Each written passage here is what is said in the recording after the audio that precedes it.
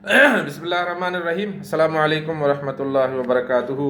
रहीक मखतूम किताब के सीरत के किताब के पढ़ने में हम आपके साथ एक नई वीडियो के अंदर शामिल हैं। पीछे वाले जंग बदर का तज़किरा चल रहा है और पीछे वाली वीडियोज़ को सुनने के लिए हमारे पीछे वाले जो वीडियोज़ हैं उनको ज़रूर विज़िट कीजिएगा ताकि आपको तसलसल और जंग उहद का जो शुरू का सिलसिला है वो पता चले। शुरू करते हैं। बात हो रही थी कि इस्लामी लश्कर का एक तीसरा गिरोह था जिसे सिर्फ रसूलुल्लाह सल्लल्लाहु अलैहि वसल्लम की फ़िक्र थी। ये गिरोह घेराव की कार्रवाई का इल्म होते ही रसूलुल्लाह सल्लल्लाहु अलैहि वसल्लम की तरफ पलटा है। बुद्ध जय तो भी उनमें सर फ़हरस्त अबू बकर सिद्दीक़, उमर बिन अल-ख़त्ताब और अली इब्न अबी तालिब वग़ैरह रज़ियल्लाहु ताला अन्हुम थे। ये लोग मुक़ातिलीन की सफ़े अव्वल में सबसे आगे थे, लेकिन जब नबी सल्लल्लाहु अलैहि वसल्लम की ज़ात गिरामी के लिए ख़तरा पैदा हुआ तो आपकी हिफाजत और दिफा करने वालों में भी सबसे आगे आगे थे। ऐन उस वक्त जब इस्लामी लश्कर नरगे में आकर मुशरिकीन की चक्की के दो पाटों के दरमियान पिस रहा था, रसूलुल्लाह सल्लल्लाहु अलैहि वसल्लम के गर्दा गर्द भी खून रेज मार का आराई जारी थी। हम बता चुके हैं कि मुशरिकीन ने घेराव की कार्रवाई शुरू की तो रसूलुल्लाह सल्लल्लाहु अलैहि वसल्लम के हमरा महज 9 आदमी थे, और जब आप सल्लल्लाहु अलैहि वसल्लम ने मुसलमानों को ये कहकर पुकारा कि मेरी तरफ आओ, मैं अल्लाह का रसूल हूँ, तो आपकी आवाज़ मुशरिकीन ने सुन ली और आपको पहचान लिया। क्योंकि वो जो मुशरिकीन थे उस वक्त वो मुसलमानों से भी ज़्यादा आपके करीब थे, चुनाने उन्होंने झपट कर आप पर हमला कर दिया और किसी मुसलमान की आमद से पहले अपना पूरा बोझ डाल दिया। इसी फौरी हमले के नतीजे में उन मुशरिकीन और वहाँ पर मौजूद 9 सहाबे के दरमियान नहायत सख्त मार का याराई शुरू हो गई, जिसमें मोहब्बत, जानसारी, जान सपारी, शजाअत और जानबाजी के बड़े बड़े नादर वाक़यात पेश आए हैं जो हम सुनते हैं। सुनना सही मुस्लिम में हज़रत अनस रज़ियल्लाहु ताला अन्हु से रवायत है कि उहुद के रोज़ रसूलुल्लाह सल्लल्लाहु अलैहि वसल्लम के 7 अंसार और 2 कुरैशी सहाबा के हमरा अलग थलग रह गए थे। जब हमलावर आपके बिल्कुल करीब पहुंच गए तो आपने फरमाया कि कौन है जो इन्हें हमसे दफ़ा करे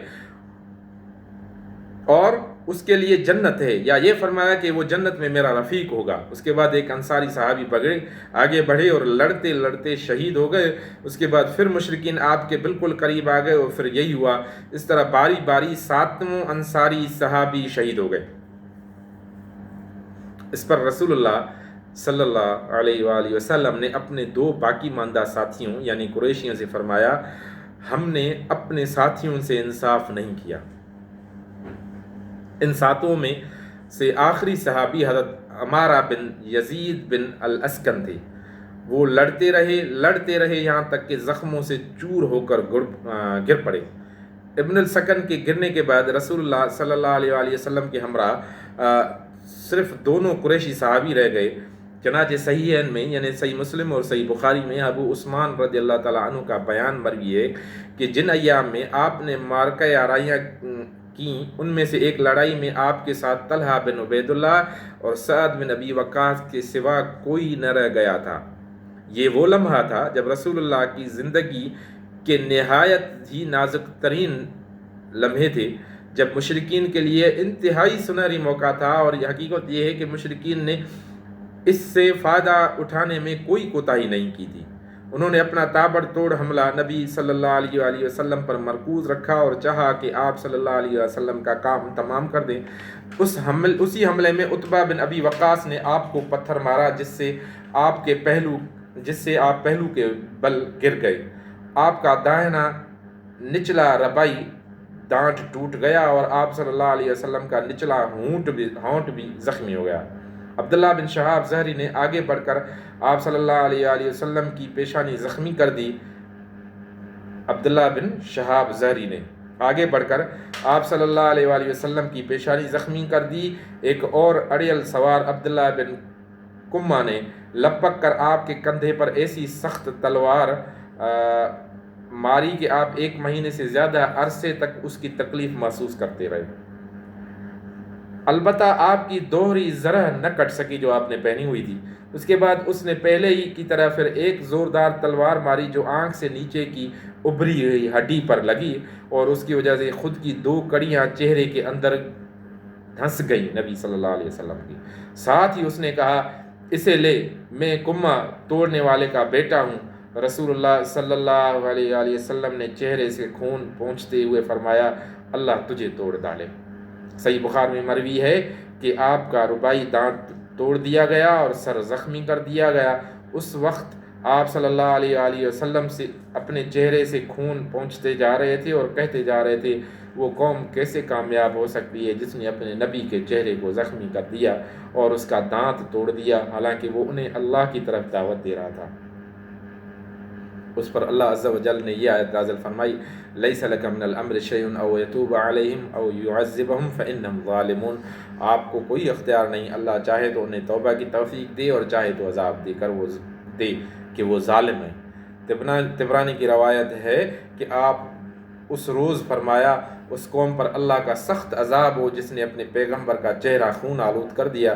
پھر تھوڑی دیر رک کر فرمایا، اللہم اغفر لقومی فانہم لا یعلمون، یہ اللہ میری قوم کو بخش دے کہ وہ نہیں جانتے۔ صحیح مسلم کی روایت میں یہی ہے، میں بھی یہی ہے کہ آپ بار بار کہہ رہے تھے کہ رب اغفر لقومی فانہم لا یعلمون، پروردگار میری قوم کو بخش دے وہ نہیں جانتے۔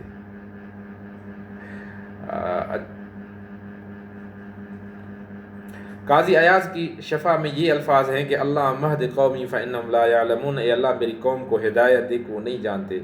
اس میں شبہ نہیں کہ مشرکین آپ کا کام تمام کر دینا چاہتے تھے، مگر دونوں قریشی صحابہ یعنی سعد بن ابی وقاص اور طلحہ بن عبید اللہ رضی اللہ تعالی عنہما نے نادر الوجود جان بازی اور بے مثال بہادری سے کام لے کر صرف 2 ہوتے ہوئے مشرکین کی کامیابی ناممکن بنا دی۔ یہ دونوں عرب کے ماہر تیر انداز تھے، انہوں نے تیر مار مار کر مشرکین حملہ آوروں کو رسول اللہ صلی اللہ علیہ وآلہ وسلم سے پرے رکھا۔ جہاں تک سعد بن ابی وقاص رضی اللہ تعالیٰ عنہ کا تعلق ہے تو رسول اللہ صلی اللہ علیہ وآلہ وسلم نے اپنے ترکش کے سارے تیر ان کے لیے بکھیر دیے اور فرمایا، چلاؤ، تم پر میرے ماں باپ فدا ہوں۔ سبحان اللہ، حضرت سعد بن ابی وقاص فرما رہے تھے کہ تیر چلاؤ، تم پر میرے ماں باپ فدا ہوں۔ ان کی صلاحیت کا اندازہ اس سے لگایا جا سکتا ہے کہ رسول اللہ صلی اللہ علیہ وآلہ وسلم نے ان کے سوا کسی اور کے لیے ماں باپ کے فدا ہونے کی بات نہیں کی کبھی بھی۔ اور جہاں تک حضرت طلحہ رضی اللہ تعالیٰ عنہ کا تعلق ہے تو ان کے کارنامے کا اندازہ نسائی کی ایک روایت سے لگایا جا سکتا ہے، جس میں حضرت جابر رضی اللہ تعالیٰ عنہ نے رسول اللہ صلی اللہ علیہ وآلہ وسلم پر مشرکین کے اس وقت کے حملے کا ذکر کیا جب آپ صلی اللہ علیہ وآلہ وسلم انصار کی ذرا جتنی نفری کی ہمراہ تشریف فرما تھے۔ حضرت جابر کا بیان ہے کہ مشرکین نے رسول اللہ صلی اللہ علیہ وآلہ وسلم کو جا لیا تو آپ نے فرمایا، کون ہے جو ان سے نپٹے؟ حضرت طلحہ نے کہا، میں۔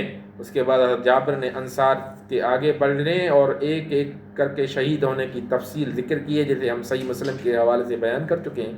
حضرت جابر فرماتے ہیں کہ جب یہ سب شہید ہو گئے اور حضرت طلحہ آگے بڑھے اور 11 آدمیوں کے برابر تنہا لڑائی کی، یہاں تک کہ ان کے ہاتھ پر تلوار کی ایک ایسی ضرب لگی جس سے ان کی انگلیاں کٹ گئی،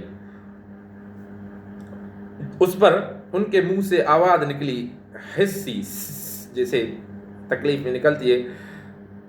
رسول اللہ صلی اللہ علیہ وآلہ وسلم نے فرمایا، اگر تم بسم اللہ کہتے تو تمہیں فرشتے اٹھا لیتے اور لوگ دیکھتے۔ اور اس کے بعد جابر کا بیان ہے کہ پھر اللہ نے مشرکین کو پلٹا دیا۔ اقلیل میں حاکم کی روایت ہے کہ انہیں احد کے روز 39 یا 35 زخم آئے اور ان کی بچلی اور شہادت کی انگلیاں شل ہو گئیں۔ امام بخاری نے قیس بن ابی حازم سے روایت کی کہ انہوں نے کہا کہ میں نے حضرت طلحہ کا ہاتھ دیکھا، وہ شل تھا، اس سے احد کے دن انہوں نے نبی صلی اللہ علیہ وآلہ وسلم کو بچایا تھا۔ ترمذی کی روایت ہے کہ رسول اللہ صلی اللہ علیہ وآلہ وسلم نے ان کے بارے میں اس روز فرمایا، جو شخص کسی شہید کو روئے زمین پر چلتا ہوا دیکھنا چاہتا ہے وہ طلحہ بن عبید اللہ کو دیکھ لے۔ سبحان اللہ، جو شخص کسی شہید کو روئے زمین پر چلتا ہوا دیکھنا چاہتا ہے، زندہ چلتا ہوا شہید کو دیکھنا چاہتا ہے، وہ طلحہ بن عبید اللہ کو دیکھ لے۔ اور ابو داؤد طیالسی نے حضرت عائشہ رضی اللہ تعالیٰ عنہ سے روایت کی ہے کہ حضرت ابو بکر رضی اللہ تعالیٰ عنہ جب جنگ احد کا تذکرہ فرماتے تھے کہتے تھے کہ یہ جنگ کل طلحہ کے لیے تھی، یعنی اس میں نبی صلی اللہ علیہ وآلہ وسلم کے تحفظ کا اصل کارنامہ تو انہوں نے انجام دیا تھا۔ حضرت ابو بکر نے ان کے بارے میں یہ کہا کہ اے یا طلحہ بن عبید اللہ قد وجبت لکل جنان، کہ جس کا ترجمہ ہے اردو میں کہ طلحہ بن عبید اللہ تمہارے لیے جنتیں واجب ہو گئیں اور تم نے اپنے یہاں حور عین کا ٹھکانہ بنا لیا۔ اس نازک ترین لمحے اور مشکل ترین وقت میں اللہ نے غیب سے اپنی مدد نازل فرمائی، چنانچہ صحیحین میں حضرت سعد رضی اللہ تعالیٰ عنہ کا بیان ہے کہ میں نے رسول اللہ صلی اللہ علیہ وسلم کو احد کے روز دیکھا، آپ کے ساتھ 2 آدمی تھے، سفید کپڑے پہنے ہوئے تھے، یہ دونوں آدمی آپ کی طرف سے انتہائی زوردار لڑائی لڑ رہے تھے، میں نے اس سے پہلے اور اس کے بعد ان دونوں کو کبھی بھی نہیں دیکھا۔ ایک اور روایت میں ہے کہ یہ دونوں حضرت جبرائیل اور حضرت میکائیل علیہ السلام تھے۔